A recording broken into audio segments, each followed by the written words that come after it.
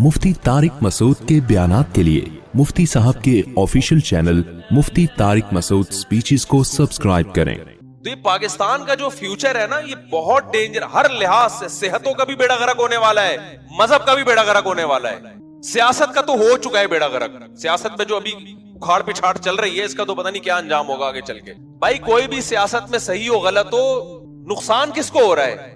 Country को हो रहा है ना, नुकसान तो मुल्क को हो रहा है। तो पहले मुल्क तो देखो ना यार, अपने लीडरों को क्यों इतनी उस अकीदत मोहब्बत में हो गए? आप रियासत को देखो, रियासत का फायदा किसमें है? लोग कहते हैं यार ये हमारे हुक्मरानों ने, एस्टेब्लिशमेंट ने बेड़ा गर्क। अबे भाई उन्होंने तो बेड़ा गर्क कर दिया, तुम तो ना करो ना बेड़ा गर्क।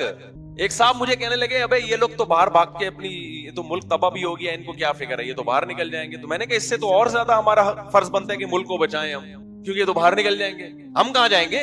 वही है ना, हमारे एक दोस्त थे, वो किसी तवाइफा ने ना उसको इशारा किया, मुझे अपना वाकया बता रहे थे। तो कह रहे मैं चला गया, मैंने पूछा जी क्या काम है? कहती मुझे लेके भाग जा। कहते मैंने कहा मैं तुझे लेके भागूंगा, मुझे कौन लेके भागेगा? यानी मैं तुझे अगर शेल्टर दूंगा तो मुझे कौन शेल्टर देगा? तो भाई अगर हमारे हुक्मरान ऐसे हैं कि ये मुल्क से भाग जाएंगे, फिर तो हमारे लिए इस मुल्क को बचाने की फिक्र और ज्यादा जरूरी है ना। तो मेरे भाई, मैं किसी को ना गधा कह रहा हूँ ना कोई इंसान कह रहा हूँ, मैं तो आपको सिर्फ ये बता रहा हूँ कि हमने क्या करना है। हर सतह पे मजहब को भी बचाने की कोशिश करनी है। ऐसे स्कॉलर जिनकी वजह से लोगों में मजहब से नफरत पैदा हो रही है, लोग एथियस्ट हो रहे हैं। बाज स्कॉलर्स की तकरीरें बड़ी अट्रैक्टिव होती हैं, लेकिन उसका रिजल्ट क्या निकल रहा है? आपको उलमा से नफरत।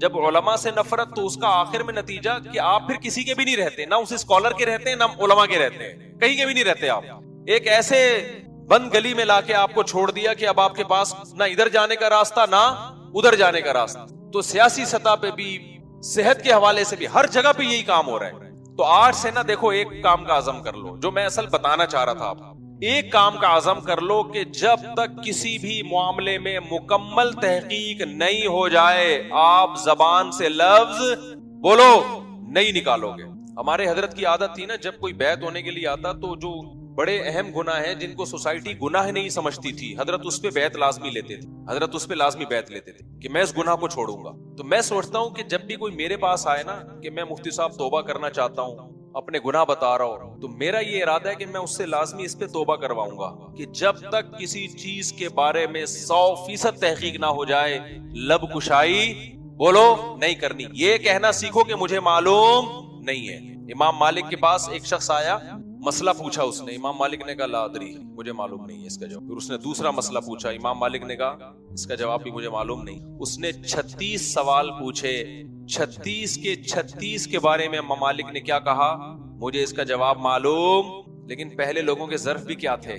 बड़े थे। उसने फौरन जहालत का फतवा नहीं लगा दिया कि अबे इनको पता ही नहीं। बहुत सी बातें नहीं मालूम होती इंसान, लेकिन वो ये कहना सीखे कि मुझे मालूम नहीं है।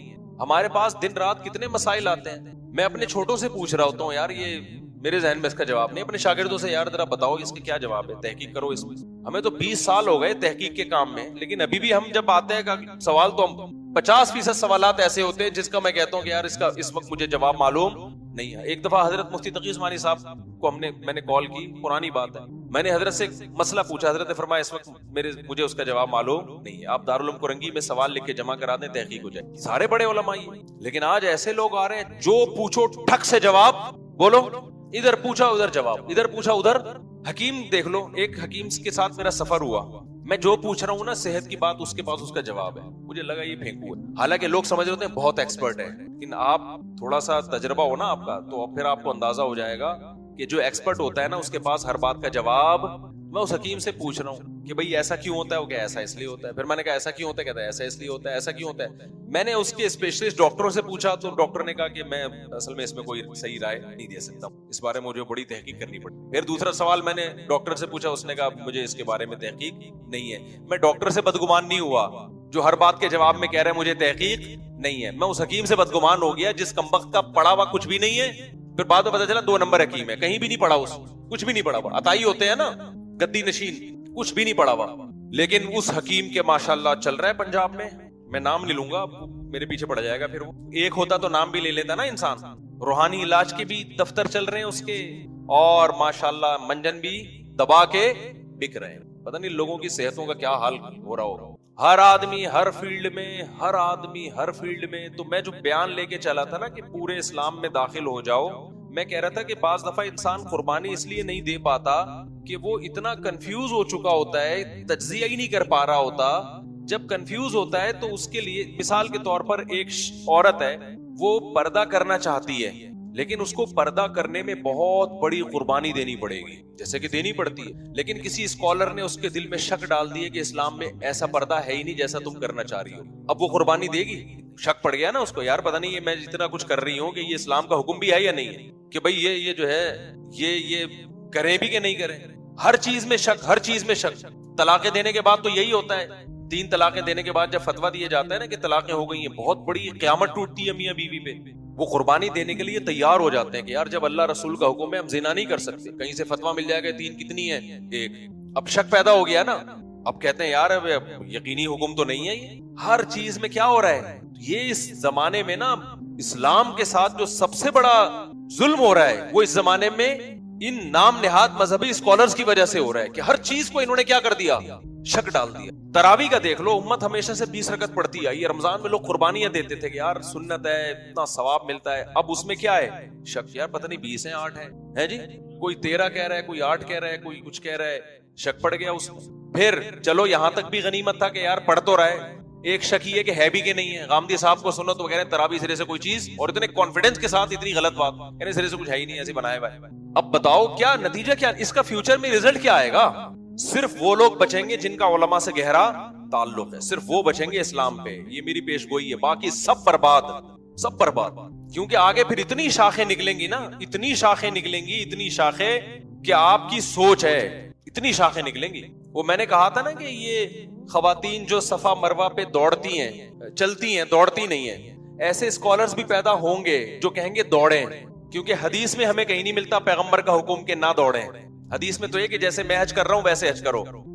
اگر آپ اسلاف کو فالو نہیں کریں گے نا اور ہر چیز پہ حدیث مانگیں گے تو ہمیں خواتین کے صفا مروہ پہ دوڑنے کی ممانعت پر کوئی واضح دلیل نبی سے نہیں ملتی. تو میں نے یہ پیشگوئی کی تھی, دیکھنا فیوچر میں ایسے اسکالرز پیدا ہوں گے جو کہیں گے عورت بھی وہاں پہ دوڑے گی. اور میں نے نیٹ پہ دیکھا ایسے اسکالر پیدا ہو چکے ہیں, اور وہ ہیں بھی ایسے نہیں جو مشہور نہ ہو, دنیا ان کو فالو کرتی ہے, ان کا فتویٰ آ گیا ہے کہ بھئی عورت بھی دوڑے گی, یہ رکنے, یہ آہستہ آہستہ چلے گی. یہ کہاں سے ثابت ہے؟ اور دلیل یہی دے رہے کہ حضرت ہاجرہ تو عورت تھی, وہ تو دوڑی تھی. اب اس کا مطلب کیا ہوا, یہ پوری امت اب تک کیا کھا رہی تھی, گھاس کھا رہی تھی. اس کو تو پتہ ہی نہیں تھا کہ عورت نے چلنا ہے کہ دوڑنا ہے. تو یہ آہستہ آہستہ اسلام کیا ہو رہا ہے, چینج. اس کو روکنے کا طریقہ کیا ہے بھائی؟ اسلاف اور ان کے جو طریقہ صدیوں سے متواتر چلا آ رہا ہے نا, اس سے چمٹ جاؤ, اس سے دائیں بائیں جانے کی کوشش مت کرو, ورنہ کنفیوژن کا ایک لا متناہی سمندر ہے. اس دلدل میں ایسا پھنسو گے نسلیں تباہ ہو جائیں گی تمہاری. اور آپ جس اسٹیپ پہ آگے جاؤ گے نا امت کو چھوڑ کر, آپ کی اولاد اس سے 2 اسٹیپ اور آگے ہوگی, اس کی اولاد اس سے 4 اسٹیپ اور آگے ہوگی. آگے پھر بریکیں فیل ہیں. تو پہلے میں جو بات کر رہا تھا جلدی سے سمیٹ کے ختم کرتا ہوں, اپنی کنفیوژن دور کرو اسلام کے بارے میں, تاکہ آپ اسلام کے کسی حکم پہ جب قربانی دینا چاہو نا تو آپ کو 100% اعتماد ہو کہ میں جو قربانی دے رہا ہوں یہ بالکل درست. ایک عورت اگر پردہ کرتی ہے اس کو 100% اطمینان ہونا چاہیے کہ واقعی پردہ کس کا حکم ہے, اللہ کا حکم ہے. وہ ایسے اسکالرز کی تقریریں سن کے دماغ نہ خراب ہوا ہو کہ اس کو لگ رہا ہو کہ پتہ نہیں یہ اسلام میں ہے بھی کہ نہیں ہے. آپ اگر رمضان کا روزہ رکھ, آپ کا کل امتحان ہے اور آپ کو پتہ ہے کہ روزہ رکھ کے میرے لیے تیاری کرنا بہت مشکل, لیکن آپ کو یقین ہو کہ پھر بھی روزہ مجھ پہ فرض ہے, تو آپ رکھو گے. اگر آپ نے کسی ایسے اسکالر کی تقریر سن لی کہ جو کہہ رہے ہو کہ کل آپ کا پیپر ہے تو روزہ چھوڑ سکتے ہیں, اب آپ کے لیے روزہ رکھنا مشکل کام ہو جائے گا. آپ کنفیوز ہو کے پتہ نہیں اس قربانی پہ مجھے ثواب بھی مل رہا ہے کہ نہیں مل رہا. سمجھ میں آ رہی ہے بات کہ نہیں آ رہی؟ دیکھو یوسف علیہ الصلوۃ والسلام کو عزیز مصر کی بیوی نے بند کمرے میں زنا کی دعوت دی. یوسف علیہ السلام کو یہ یقین تھا کہ یہ حرام ہے, لہذا یوسف علیہ السلام کے دل میں خواہش ہوئی, اس کے باوجود اپنے آپ کو گناہ سے بچایا. اگر یوسف علیہ السلام کنفیوز ہوتے اور یا کوئی یوسف علیہ السلام کی جگہ کوئی اور شخص ہوتا اور شیطان اس کو یہ پٹیاں پڑھانا شروع کر دیتا کہ دیکھو زنا جو اسلام میں حرام ہے یا قرآن میں حرام ہے وہ تو نارملی حرام ہے نا, وہ تو ایک نارملی, تم تو ابھی ڈپریشن میں جا رہے ہو, تمہارے لیے یہاں رشتہ ملنا مشکل ہے, اور عورت خود دعوت دے رہی ہے, کچھ زنا بالجبر بھی نہیں ہے, وہ بھی راضی ہے. ایکچولی اسلام میں تو زنا اس لیے حرام تھا کہ عورتوں کا اس سے جو ہے نا وہ راضی نہیں ہوتی تو ریپ کے واقعات ہونا شروع ہو جاتے ہیں, تو یہ ہو جاتا ہے, اور ایکچولی کر کے بیڑا غرق کر دیا جاتا. फिर जिना से बचना मुमकिन था? फिर थोड़ी मुमकिन था। ये किसी डॉक्टर की तहकीक पढ़ लेते कि जो है ना वो टेंशन रिलीज करने के लिए जरूरी है, और फिर उस तहकीक की बेस पर आप कहते हैं कि इस्लाम चूंकि हदीस में आता है ताकतवर मोमिन अल्लाह को कमजोर से ज्यादा महबूब है, तो एक्चुअली जब मैं ये काम कर लूंगा तो मुझे डिप्रेशन से निजात मिलेगी, सेहत मेरी अच्छी होगी, और हदीस में आता है ताकतवर मोमिन कमजोर मोमिन से ज्यादा महबूब, तो मेरी सेहत अच्छी होगी तो मैं अल्लाह को ज्यादा महबूब हो जाऊंगा। तो दलाइल के ताने बाने तो जब शैतान पट्टियां पढ़ाता है हर तरह के मिल जाते हैं, लेकिन नहीं, यूसुफ अलैहिस्सलाम को मालूम था ला तक़रबुज़ ज़िना, जिना क्या है भाई, उसके बारे में दो राय बोलो नहीं। मसला हया के खिलाफ है। बाज खवातीन पूछती हैं जिनके शौहर साल साल 2-2 साल घरों से बाहर रहते हैं, अभी अल्लाह का शुक्र है इतना लिबरल स्कॉलर नहीं आए हैं कि मजबूरी में जिना को भी हलाल कर दें। और याद रखो, मुता और जिना एक ही चीज के दो नाम है, ये अलग अलग चीजें नहीं है। लोग कहते हैं नहीं मुता में गवाह भी होते हैं, जिना में गवाह नहीं होते, तो इसका मतलब जिना पे 2 बंदों को गवाह भी बना लिया आपने, ये तो और गलत जिना हो गया ना। ये जिना तो और ज्यादा बुरा जिना हो गया कि मुता टेम्परेरी आप उससे 2-3 घंटे का 1 हफ्ते का एग्रीमेंट कर रहे हो और उस पे 2 बंदों को गवाह भी बना लिया, तो ये तो ऐसे जैसे जिना पे गवाह बना लिया आपने। तो अब बाज खवातीन जिनके शौहर बाहर रहते हैं वो ये पूछती हैं, मसला बेहयाई का दौर है ना, इंटरनेट पे क्या क्या कुछ फोहश देखा जा रहा है, तो वो कहते हैं हम किसी भी तरीके से क्या अपनी ख्वाहिश पूरी की जा सकती है, हमारे लिए कोई गुंजाइश है जिना से इलावा? तो मैं जब जवाब देता हूँ भाई ये जायज नहीं। आगे से सवाल होता है फिर हम क्या करें भाई, हमारे तो शौहर ही 1.5-2 साल के बाद आते हैं, भाई सब्र करें, इसके अलावा आपके पास कोई ऑप्शन नहीं। ये शौहर से लड़े कि शादी हुई है तो यहाँ रहो, लेकिन अगर एक औरत को कंफ्यूजन पैदा हो जाए कि ऐसी मजबूरी में मेरे लिए जायज है, तो फिर वो कुर्बानी नहीं दे। कोई स्कॉलर आके कंफ्यूजन पैदा कर दे, तो मार्केट में स्कॉलर्स होलसेल के हिसाब से मेरे भाई चल रहे हैं, उसका नुकसान ये हो रहा है कि हर मसले में कंफ्यूजन पैदा हो रही है, हर मसले में तरद्दुद पैदा हो रहा है, उसकी वजह से आपको फिर मोटिवेशन नहीं मिलती अमल करने के लिए। तो ऐसे लोगों को सुनना छोड़ दो जो आपको कंफ्यूज कर रहे हैं। ये जो कहा जाता है ना सुनो सबको, ये नारा सिर्फ बताने की हद तक अच्छा है, लेकिन हकीकत ये है कि अगर आपने जो जिस चीज का अहल है, मिसाल के तौर पर मेडिकल साइंस के बारे में डॉक्टरों को सुनने के बजाय आपने साइंसदानों को सुनना शुरू कर दिया, तो कंफ्यूजन होगी कि नहीं होगी? हम कह रहे हैं यकीनन सबको सुनो, लेकिन उन सबको सुनो जो उसके अहल हो। मेडिकल साइंस में एक डॉक्टर को मत सुनो, 20 डॉक्टरों को सुनो, लेकिन होने तो डॉक्टर चाहिए ना सारे। आपने क्या किया, जो मैकेनिक था उसको भी सुनना शुरू कर दिया आपने मेडिकल साइंस में, तो वो तो कंफ्यूज करेगा आपको। जाहिल हकीम को सुनना शुरू कर दिया, वो तो कंफ्यूज करेगा आपको।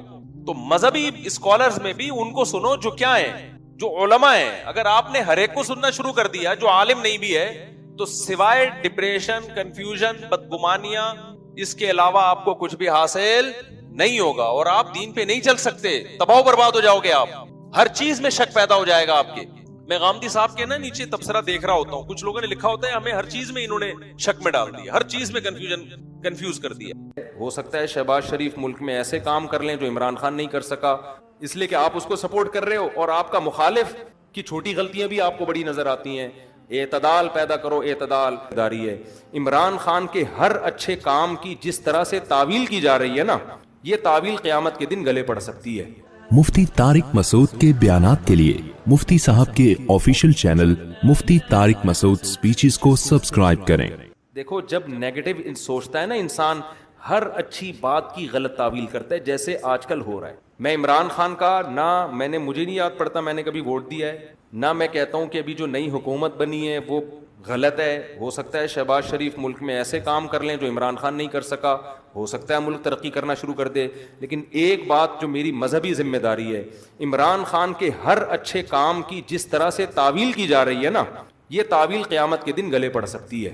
कुछ भी अच्छा करेगा ना, वो तो जो मुखालिफ है ना, उन्होंने कीड़े ही निकालने और यहूदी एजेंट ही बोलना है उसको। ये चीज कल क़यामत के दिन तुम्हारे गले पड़ सकती। इतनी मुखालफत करो जितनी क़यामत में अफोर्ड कर सकते हो। मैं नहीं कह रहा इमरान खान कामयाब वजीर आजम था, ये मेरा शोबा नहीं है, ना मुझे इसके लिए बहुत नॉलेज चाहिए, अंदर घुसना पड़ेगा, देखना पड़ेगा क्या हो रहा है, मुझे नहीं पता। हो सकता है जो अब हुकूमत आई है वो मुल्क के लिए ज्यादा अच्छी हो सकता है बिजनेस तरक्की करे, ऐन मुमकिन है, लेकिन कुछ काम इमरान खान ने ऐसे किए हैं जो आज से पहले वजीर आजम ने नहीं किए। कुछ काम ऐसे जिनमें आप बोलो कि ये अच्छे हैं।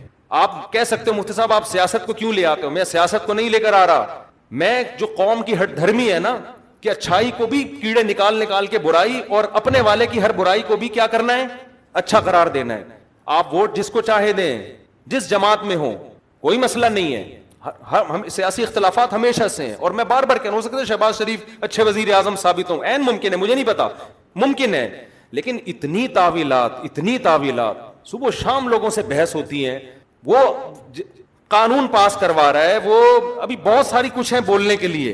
علماء ہی نے یہ کام کیا, 20 پوائنٹ جمع کیے ہیں.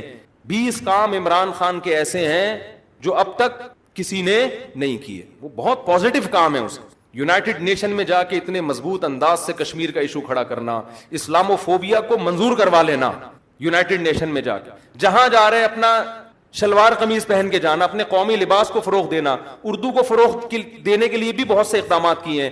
کالج میں, یونیورسٹیوں میں قرآن کی تعلیم کو لازم قرار دیا ہے. القادر یونیورسٹی ہے, میں نے ادھر ادھر سے نہیں سنا, اس سیاسی تنظیموں سے نہیں. القادر یونیورسٹی کے جو ڈین ہیں ڈاکٹر ذیشان, مفتی تقی عثمانی صاحب سے ان کا تعلق ہے.